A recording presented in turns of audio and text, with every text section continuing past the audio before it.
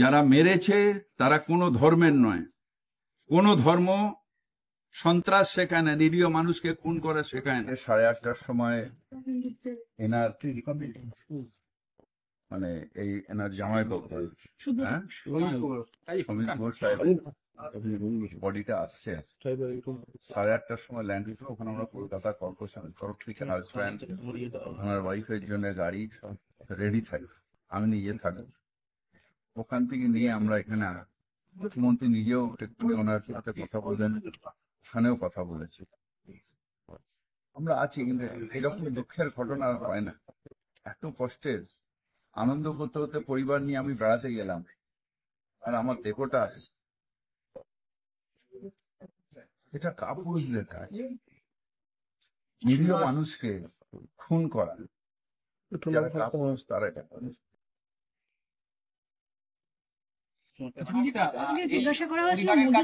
খবর এখনো পর্যন্ত এসছে, যতটুকু জানা যাচ্ছে যে জঙ্গিরা সেই সময় জিজ্ঞাসা করেছিল সমীর বাবুকে মোদি কা আদমি হ্যায়, মানে এইভাবে এবং তারপরেই গুলি করে দেওয়া হয়। কিভাবে দেখছেন? আমি এর থেকে অনেক বেশি হচ্ছে মানুষের রাগ।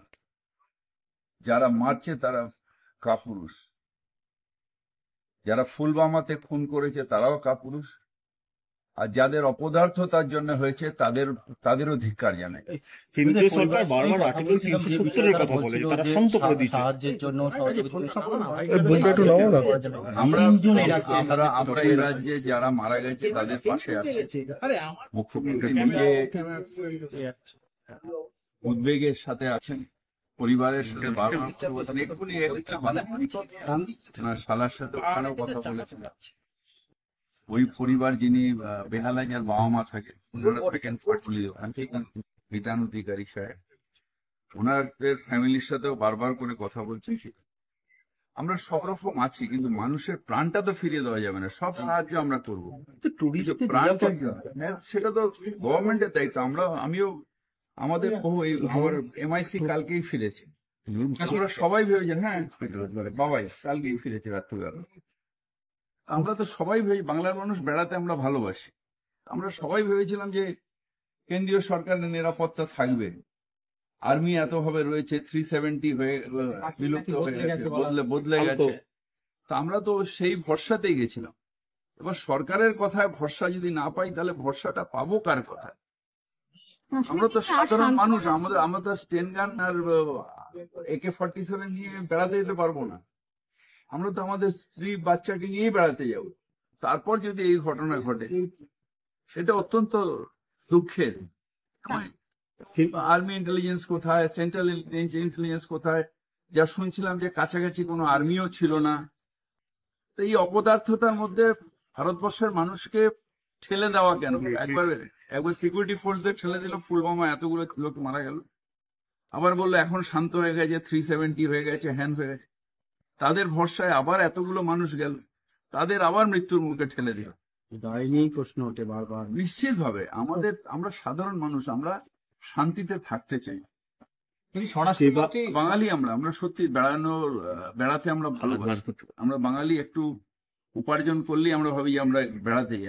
আমরা ভ্রমণ পিপাসী মানুষ যারা আমরা বাংলার মানুষ। এটা অত্যন্ত দুঃখের, এবং কি করে আমি এয়ারপোর্টে ওনার স্ত্রীর কাছে ফেস করবো, সেটাই আমাদের কাছে একটা বিরাট। যেভাবে স্বরাষ্ট্রমন্ত্রী পৌঁছেছেন, দোষীদের স্কেচ আঁকা হচ্ছে এমন। ছাড়েন, ওর আর্মি কোথায় ছিল? ওইখানে ওই বজরঙ্গি ভাইজান হওয়ার পরে লোকে ওইখানে যেত। ওইখানে গিয়ে ওই স্কোয়াডের ওখানে তাদের আর্মি প্রোটেকশন কোথায়? আপনার ভরসায় এই স্বরাষ্ট্রমন্ত্রী তো একেবারে ফ্লপ। তার ভরসায় তো আমরা গেছি, এবং নিরীহ এতগুলো মানুষকে খুন করে দিল। টেরোরিস্ট আছে বলছে, কাশ্মীরে টেরোরিস্ট নেই, এই নেই সেই নেই, এত বড় বড় কথা। 56 ইঞ্চি ছাতি, নকশাল থাকবে না 26-এর মধ্যে, কাশ্মীরে টেরোরিস্ট থাকবে না। কি হচ্ছে? সাধারণ মানুষের প্রাণ যাবে যাবে যাবে যাবে, তারপর ওনাদের যেভাবে দেশে বেশি হিন্দুদের মারা হলো, হিন্দু মুসলমানের ব্যাপার নেই, ভারতীয় নাগরিককে মারা হয়েছে। আপনারা এইসবের মধ্যে যাবেন না। যারা মেরেছে তারা কোনো ধর্মের নয়, কোনো ধর্ম সন্ত্রাস শেখায় না, নিরীহ মানুষকে খুন করা শেখায় না। যারা করেছে তারা কাপুরুষ, তারা শুধু কুলির ভাষা বোঝে। তাদের এমন শাস্তি দেওয়া উচিত যাতে আর কোনো সাধারণ মানুষের দিকে চোখ তুলে না তাকায়।